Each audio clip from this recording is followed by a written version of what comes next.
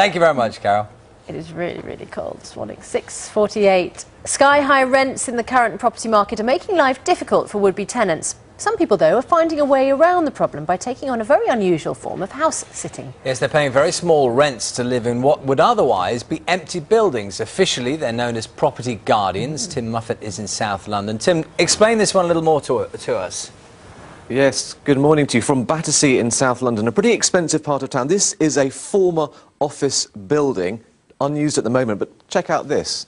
Pretty nice spaces to live in, isn't it? £67 a week, bills included. But here's the deal. You have to become what's known as a property guardian, live in a disused building like this and keep an eye on it, basically try and deter vandalism and squatters. Now, this idea has been around for several years. However, recently there's been a real increase in the number of property guardians, and here's why.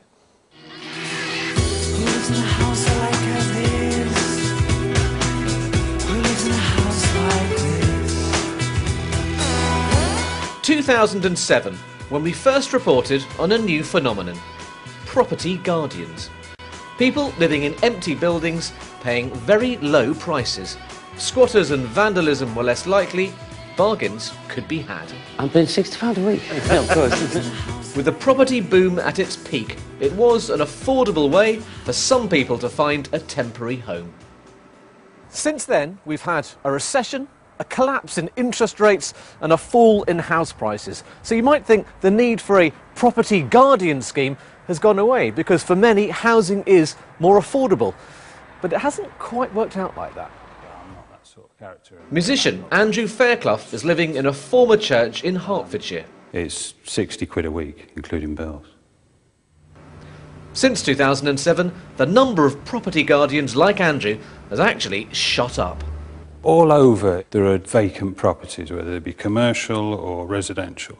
And you're hearing almost every week now about places getting vandalised or squatted in. Even people, they go on holiday and their places get taken over. And it takes them months to get squatters out, whatever. So places need to be looked after, they need to be maintained, they need to be inhabited. Not all properties are this spectacular. Some are just flats that can't be sold. And all tenants can be asked to leave at short notice. In Andrew's case, 14 days. A building like this could be sitting there waiting to be sold for months, even years in this sort of climate. So the buildings sitting empty have increased, they're not selling, and hence there's more need for guardians in buildings across the country. Few musicians get to live somewhere as spectacular as this. Andrew does for £60 a week, bills included. Music to his ears. There are some other ground rules as well. No pets, no families, and of course there is the uncertainty as to how long you're actually going to be somewhere. Chris, this is your place. It's pretty nice, isn't it? You've been a guardian for 5 months. How do you find it? It takes some getting used to.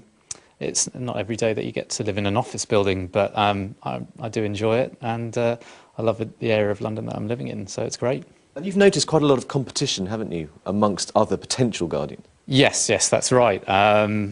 I suppose any area of London where you get to live for £67 a week, you're going to get a lot of interest, and I definitely get that when you move into a building like this. Okay, Chris, thanks very much indeed. Well, as you can see, for this part of town, it's a pretty good deal, and this scheme doesn't just operate in London, it's all across the country. The main fear, really, for people who own buildings like this is squatters, because in England and Wales it is still not a criminal offence, believe it or not. It is in Scotland, and clearly if you've got someone living in a building, keeping an eye on it, it is thought that the chances of squatters coming into it decreases.